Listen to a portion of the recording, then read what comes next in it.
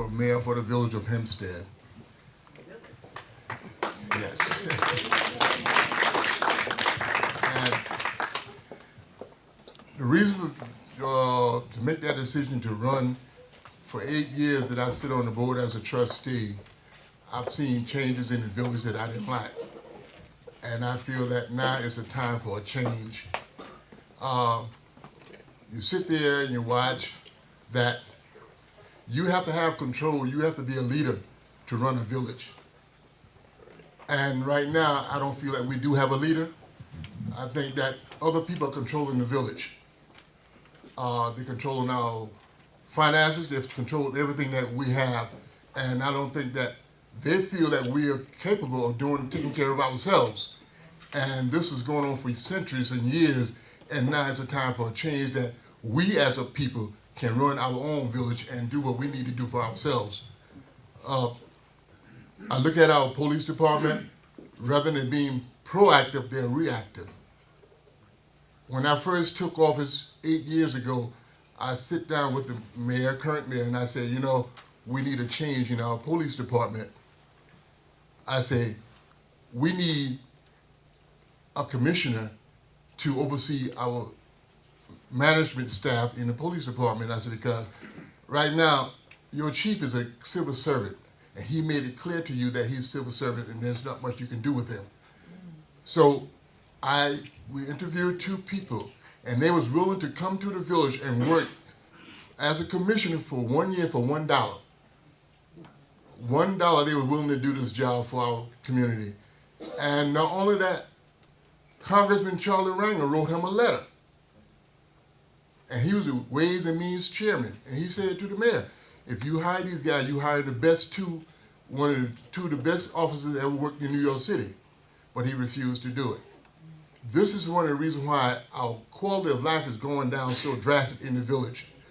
We have the police department, the policemen riding around with the windows up, not seeing anything that's going on. Crime is being committed. I also try to get the mayor to put police on a foot patrol in the downtown area. It started, he did it for 1 month and stopped. We need a quality of life in the village of Hempstead for our residents so they can live just like any other community. And that is not happening now. We have a problem with our school district. It's a shame that we pay all this tax in our village and we can't even send our kids to our school because the system is so terrible.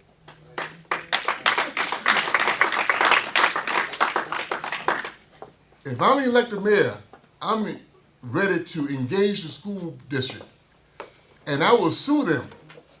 And with this development we have coming into Hempstead, this $2.5 billion, the school district is supposed to be getting $25 million a year from that. I will sue the school district and try to hold that money up that they don't get a dime until they change their school district. And our kids can graduate from high school like every other school. I would do something else people may not agree with, but I would outlaw summer school because the system paid for you to go to summer school. That means our kids are a failure. They're a failure. So what we need to do is make sure none of our kids have to go to summer school. And the only way to do that is to change our school system. And it's not happening now. So the mayor, as a mayor of the village, you have to take leadership. You have to be ready to stand your ground and do what is necessary for you to do to run your community. I would also employ more code enforcers. Because right now, I was embarrassed on Saturday on High Street. I looked at this tent city with all this garbage sitting out there, and it couldn't have been just put there. It was there for years that it never was clean. What our code enforcers are doing, we are not active enough. They got to be more proactive. They have to be accountable. That's the problem. The people, the employees are not accountable. You have to make them accountable.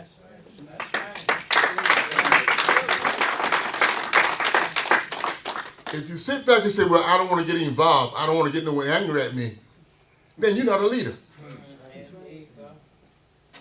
You're not a leader. People would appreciate that if you would stand grounds and say, look, you have a job to do. We are paying you for a job. Do your job. And if the supervisor can't handle it, then they don't need that job. We need to move on and get someone hired that can do it.